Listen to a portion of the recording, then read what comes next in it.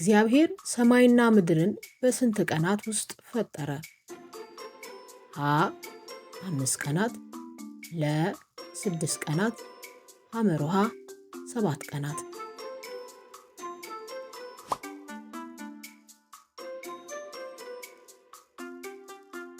ጥያቄ 2 የመጀመሪያዎቹ ሰዎች ስም ማን ይባላል?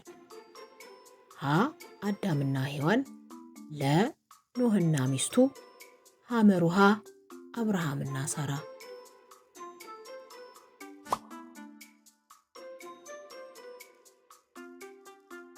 እግዚአብሔር አዳምና ሔዋንን ፈጥሮ ያኖራቸው የት ነው? ሀ በኤደን ገነት፣ ለ በከነዓን ምድር፣ ሐመሩሃ በሲና ተራራ።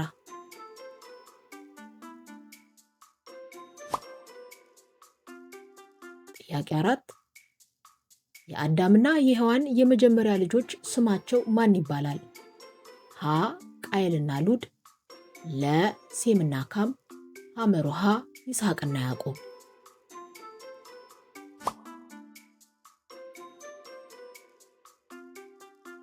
ጥያቄ 5 እግዚአብሔር ኖህን መርከብ እንዲሰራ ያዘዘው ለምንድን ነው? ሀ ከድርቅ ለመዳን፣ ለ ከጎርፍ ውሃ ለመዳን፣ ሐመሩሃ ከጦርነት ለመዳን።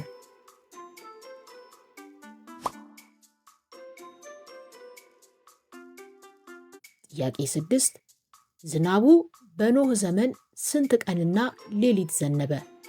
ሀ 7 ቀንና ሌሊት፣ ለ 40 ቀንና ሌሊት፣ ሐመሩሃ 100 ቀንና ሌሊት።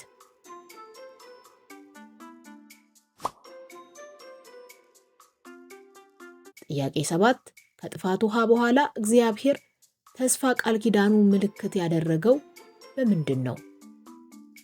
ሀ በኮከብ፣ ለ በቀስተ ደመና፣ ሐመሩሃ በደመና።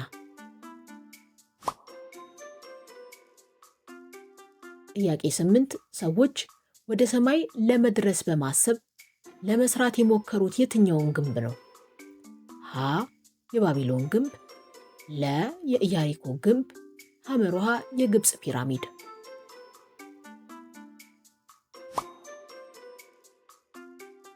ጥያቄ 9 እግዚአብሔር ብዙ ልጆችን እንደሚወልድ ተስፋ የሰጠው ለየትኛው አባት ነው? ሀ ለኖህ፣ ለ ለአብርሃም፣ ሐመሩሃ ለዮሴፍ።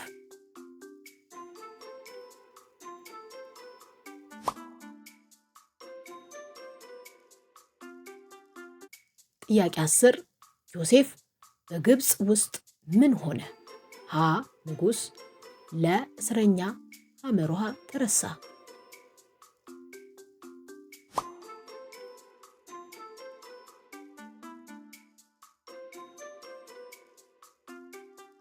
ጥያቄ 11 የግብፅ ንጉሥ የማዕረግ ስም ማን ይባል ነበር? ሀ ፈርዖን፣ ለ ቄሳር፣ ሐመሩሃ ናቡከደነጾር።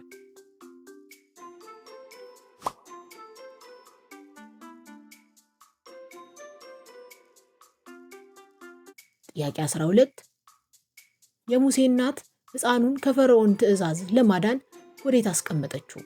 ሀ በዋሻ ውስጥ፣ ለ በቅርጫት ውስጥ ወንዝ ላይ፣ ሐመሩሃ በጎረቤት ቤት።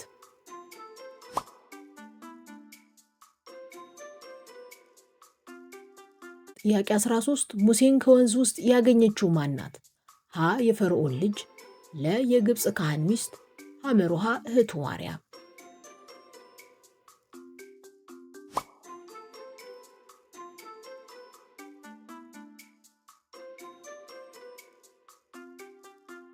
ጥያቄ 14 እግዚአብሔር ሙሴን የተናገረው በምን ውስጥ ነው?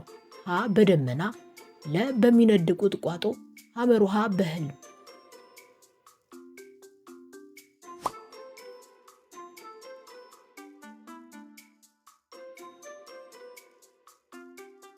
ጥያቄ 15 እግዚአብሔር ሙሴን ምን እንዲያደርግ ላከው? ሀ ግብፅን እንዲገዛ፣ ለ እስራኤልን ከግብፅ ባርነት እንዲያወጣ፣ ሐመሩሃ ቤተ መቅደስ እንዲሰራ።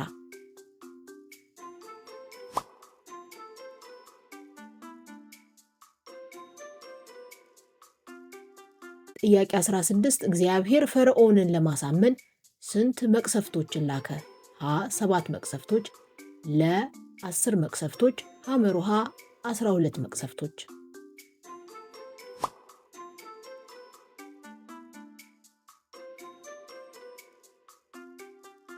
ጥያቄ 17 እስራኤላውያን ከግብፅ ሲወጡ ማንን ተከትለው ሄዱ? ሀ የእሳት አምድና የደመና አምድ፣ ለ ኮከብ፣ ሐመሩሃ ንስር።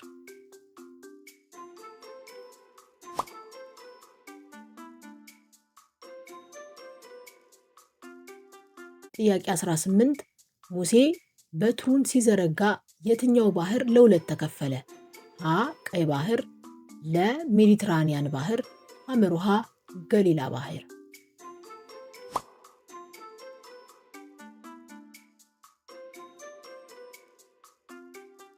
ጥያቄ 19 እግዚአብሔር ሙሴን 10ቱ ትእዛዛትን የሰጠው በየትኛው ተራራ ላይ ነው? ሀ ደብረ ዘይት ተራራ፣ ለ የሲና ተራራ፣ ሐመሩሃ የታቦር ተራራ።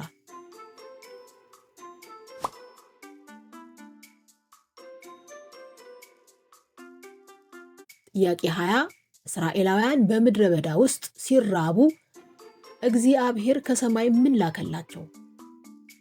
ሀ ወተትና ማር፣ ለ መና፣ ሐመሩሃ ዳቦና ዓሣ።